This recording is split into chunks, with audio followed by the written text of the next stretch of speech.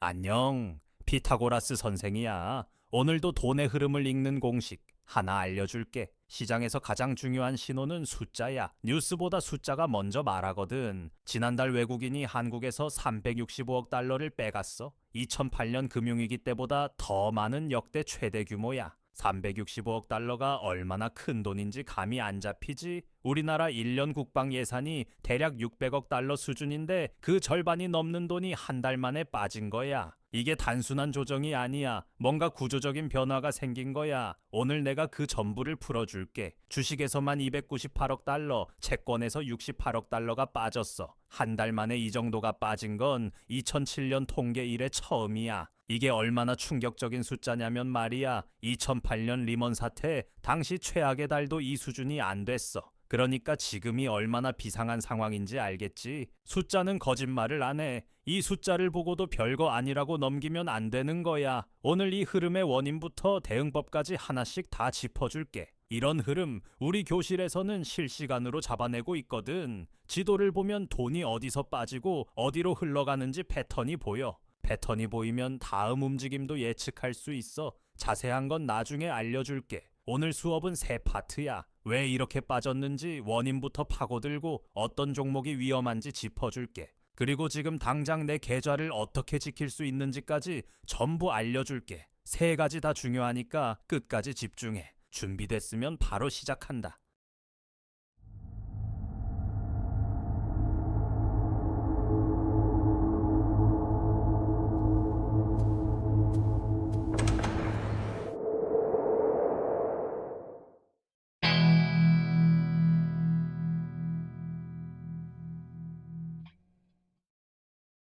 자, 1교시 시작할게. 외국인이 왜 한국에서 이렇게 돈을 빼가는 건지 지금부터 하나씩 알려줄 테니까 잘 따라와. 많은 사람들이 외국인이 팔면 그냥 나쁜 거라고만 알고 있어. 근데 왜 파는지 원인을 알아야 다음에 뭘 할지 보이는 거야. 원인을 모르면 대응도 없어. 그냥 불안하기만 한 거지. 이제 그 안을 같이 들여다보자.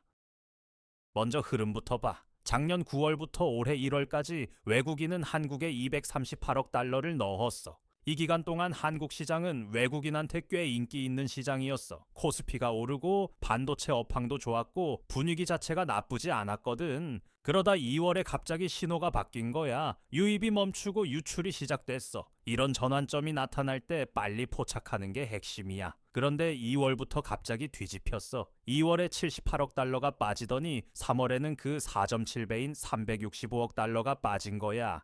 4.7배가 얼마나 충격적인 숫자냐면 말이야. 불이 났는데 한 달 만에 불길이 5배로 커진 거야. 진화는커녕 걷잡을 수 없이 번진 거지. 이런 속도는 단순한 이익 실현이나 포트폴리오 조정으로는 설명이 안 돼. 분명히 복합적인 원인이 겹친 거야. 하나씩 파볼게. 원인이 크게 두 가지야. 첫 번째는 중동 사태, 두 번째는 차익 실현이야. 이 두 가지가 동시에 터진 게 문제야. 하나만 있었어도 이 정도까지는 아니었을 거야. 두 개가 한꺼번에 겹치면 시장은 패닉 상태가 돼. 각각이 뭔지 지금 설명해 줄게. 2026년 2월에 중동 사태가 터지면서 국제 유가가 20%나 뛰었어. 유가가 오르면 인플레이션 압력이 커지고 투자자들은 위험 자산부터 빼기 시작하거든. 왜 유가가 오르면 주식이 빠질까? 단순하게 생각해봐. 기름값이 오르면 공장 돌리는 비용, 물건 운반하는 비용이 다 올라가잖아. 기업 이익이 줄어드는 거야. 그러면 외국인 입장에서는 한국 주식이 매력이 없어지는 거야. 게다가 인플레이션이 올라오면 금리 인하 기대도 사라지거든. 이중으로 타격인 거야.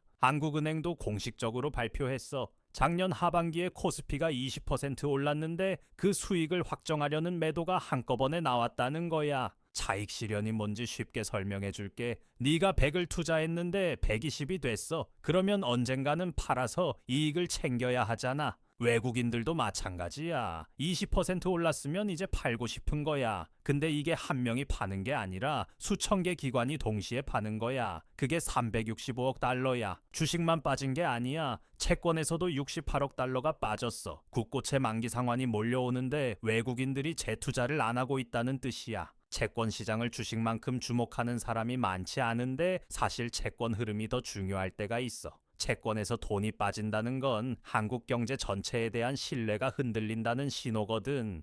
주식은 개별 기업 얘기가 될 수 있어. 그런데 채권은 나라 전체 얘기야. 채권 유출이 같이 일어난다는 건 그만큼 상황이 심각하다는 거야. 그리고 이 흐름에서 오히려 돈을 버는 종목이 있고 반대로 가장 위험한 종목도 있는데 위기 때는 모든 종목이 같이 빠지는 것 같아 보여도 사실 그렇지 않아. 돈은 어딘가로 반드시 이동하거든. 위험을 피해 안전한 곳으로 이동해. 그 목적지를 알면 오히려 기회가 돼. 3교시에서 구체적으로 알려줄 테니까 끝까지 집중해. 자, 2교시 들어간다. 숫자를 하나하나 뜯어보면 상황이 얼마나 심각한지 체감될 거야. 1교시에서 원인을 봤으면 이번엔 규모를 제대로 느껴봐. 숫자가 공포를 말해주거든. 그리고 공포의 크기를 알아야 대응의 크기도 정할 수 있어.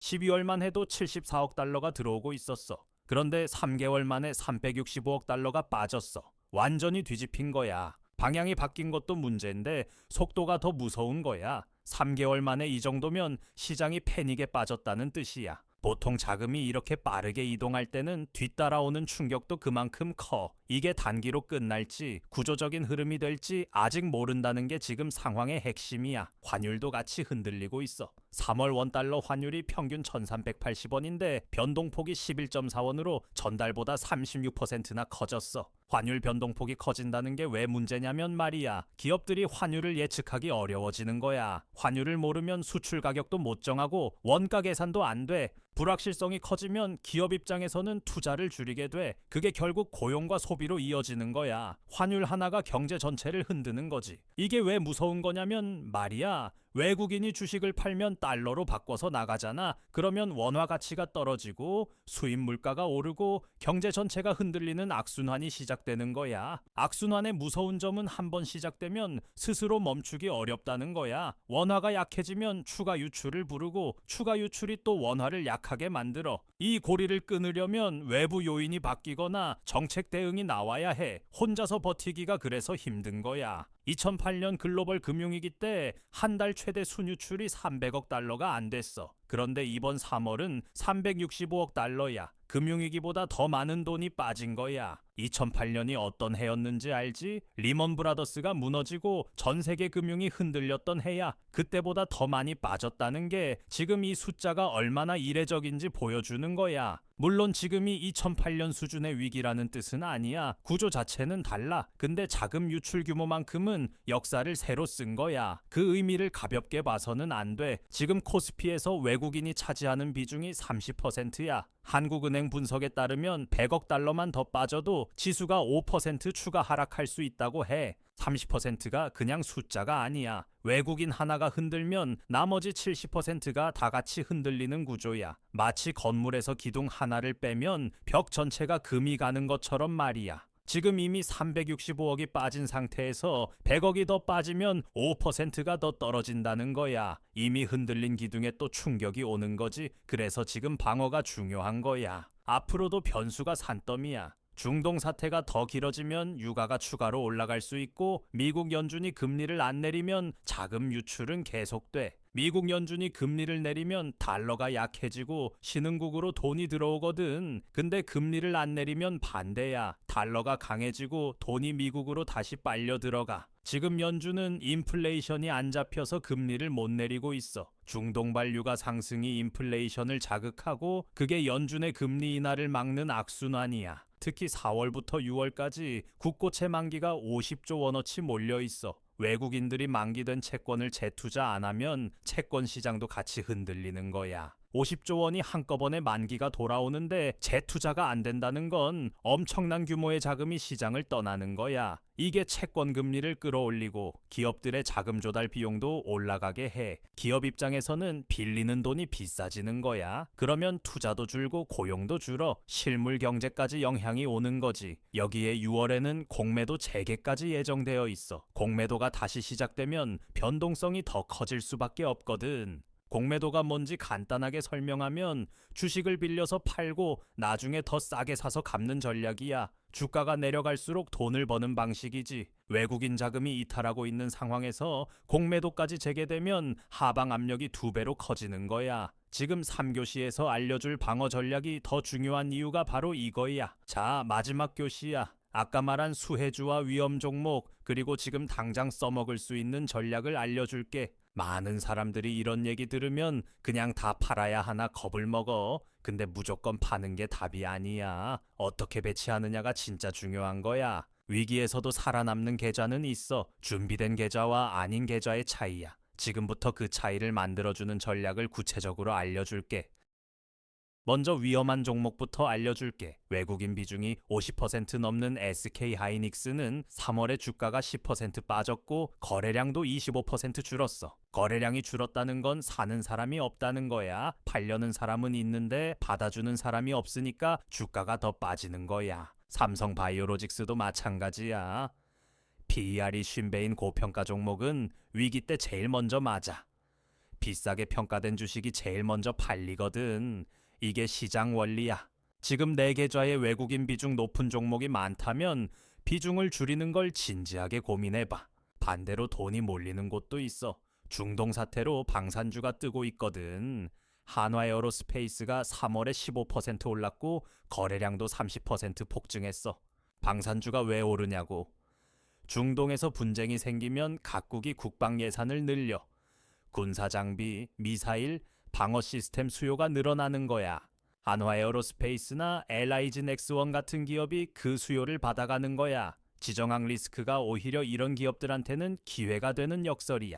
삼성전자도 주목해야 해. 수출 비중이 80%라서 환율이 오르면 오히려 이익이 늘어나거든. 3월에 5% 빠졌는데 거래량은 20% 늘었어. 저가 매수세가 들어오고 있다는 신호야. PER이 12배라는 건 역사적으로 굉장히 싼 수준이야. 비쌀 때 팔고 싸질 때 사는 게 투자의 기본인데 지금 삼성전자가 그 조건에 해당하는 거야. 물론 단기 추가 하락 가능성을 배제할 수는 없어. 그래서 한 번에 다 사는 게 아니라 나눠서 분할 매수하는 게 맞는 접근이야. 자, 이제 실전 전략 5가지 알려줄게. 이건 그냥 이론이 아니야. 지금 당장 계좌에 적용할 수 있는 거야. 하나씩 천천히 들어. 어렵지 않아. 전략은 복잡할 필요 없어. 간단하고 명확할수록 실행이 잘 되거든. 첫 번째, 포트폴리오의 30%는 현금으로 바꿔둬. 현금이 곧 무기야. 시장이 더 빠졌을 때 싸게 살 수 있는 기회를 만드는 거야. 두 번째, 환율이 더 오를 수 있으니까 환해지 ETF를 사둬. KODX USD 선물이 대표적이야. 환율이 오르면 이 ETF가 수익을 내주거든. 계좌 전체의 손실을 일부 상쇄해주는 거야. 세 번째, 방산 ETF랑 금 ETF로 지정학 리스크에 대비하는 거야. 금은 전통적으로 위기 때 오르는 자산이야. 주식이 빠질 때 금이 올라주면 계좌가 덜 흔들려. 이 3가지를 묶어서 생각해봐. 환해지, 방산, 금이 서로 다른 방향에서 계좌를 지켜주는 구조야. 한 가지만 있는 것보다 3가지가 있으면 훨씬 안정적이야. 네 번째, 외국인 비중 높은 대형주를 줄이고 국내 수요 기반 중소형주로 갈아타는 거야. 에코프로 같은 배터리 관련주가 대표적인 대안이야. 왜 국내 수요 기반 종목이냐면 외국인이 빠져나가도 국내 수요는 유지되거든. 외국인의 영향을 덜 받는 종목이 지금 같은 장세에서 상대적으로 안전해. 갈아타는 게 무서울 수 있어. 팔면 손해가 확정되는 것 같으니까. 근데 더 큰 손해를 막기 위한 작은 손해는 전략적인 선택이야. 용기 있는 결정이야. 5번째, 반드시 스톱로스를 5%로 걸어둬. 지금 같은 장세에서 감정으로 매매하면 계좌가 녹아내려. 스톱로스는 규칙이야. 감정이 개입되지 않도록 미리 선을 그어두는 거야. 5% 빠지면 무조건 파는 거야. 더 떨어지겠지 기다리지 마. 많은 사람들이 손절을 못하는 이유가 뭔지 알아? 언젠가 오르겠지 하는 기대 때문이야. 근데 지금 같은 장에서 그 기다림은 더 큰 손실로 돌아올 수 있어. 정리하면 지금은 공격보다 방어가 중요한 시점이야. 현금 비중 늘리고 해지 수단 갖추고 손절 라인 확실히 정해두는 거야. 위기가 온다고 다 같이 무너지는 게 아니야. 준비된 사람은 위기에서도 살아남고 심지어 기회를 잡기도 해. 오늘 배운 5가지 전략 메모해뒀으면 이제 실행이 남은 거야. 아는 것과 실행하는 것 사이에 결과의 차이가 생기거든. 우리 교실 학생들은 이번에 어떻게 했는지 알려줄게. 외국인 매도 신호가 나오자마자 실시간으로 공유했고 위험 종목은 미리 정리했어. 방산주 상승 흐름도 함께 잡아냈고 환해지 전략도 사전에 세팅해뒀지. 이건 운이 아니야. 실시간으로 정보를 받고 바로 움직인 결과야. 혼자서 이 모든 정보를 다 찾아서 분석하고 결정하기가 얼마나 힘든지 알잖아. 뉴스는 이미 늦은 정보고 커뮤니티는 소음이 너무 많아. 진짜 필요한 건 신뢰할 수 있는 분석이 실시간으로 오는 거야. 우리 교실이 그 역할을 하고 있어. 시장은 하루 사이에도 완전히 뒤집혀. 지금 이 영상을 보는 순간에도 시장은 움직이고 있거든. 365억 달러가 빠진 이번 사태는 아직 끝나지 않았어. 추가 유출 가능성도 있고 공매도 재개도 앞에 있어. 혼자서 뉴스 찾아보고 판단하는 건 한계가 있어. 분산 투자, 리스크 관리, 그리고 실시간 정보가 합쳐져야 계좌를 지킬 수 있는 거야. 오늘 이 영상 하나가 네 계좌를 바꿔줄 수는 없어. 근데 출발점은 될 수 있어. 지금 이 시점에 이 정보를 알고 있다는 것 자체가 이미 시작이야. 다들 이번 외국인 대탈출 어떻게 보고 있어? 댓글로 알려줘. 내 생각이 궁금해. 같이 이야기 나눠보자. 실시간으로 분석받고 바로 대응하고 싶으면 우리 교실에 들어와. 선착순이고 무료니까 부담 없어. 들어오는 방법은 화면에 나오는 링크를 확인해봐. 오늘도 수업 끝까지 함께 해줘서 고마워. 다음 시간에 또 보자. 안녕하세요. 선생님 제자 김한나예요. 지금부터 교실 입장하는 방법을 차근차근 알려드릴게요. 자, 고정 댓글을 보시면 이 링크를 눌러주세요. 그 다음 입장하기 버튼을 눌러주세요. 그럼 교실 입장 전에 간단하게 선생님이 질문을 하실 거예요. 이렇게 밑에 입력창이 있으니 차근차근 대답해 주시면 돼요. 이제 마지막 질문까지 끝났다면 여기 체크 버튼 눌러주시고 제출을 누르시게 되면 신청이 완료됐네요. 간단하고 쉽죠? 교실이 정원이 정해져 있어서 신청하신 순서대로 입장을 도와드리는 연락을 순차적으로 드리고 있으니 연락 놓치지 마세요. 감사합니다.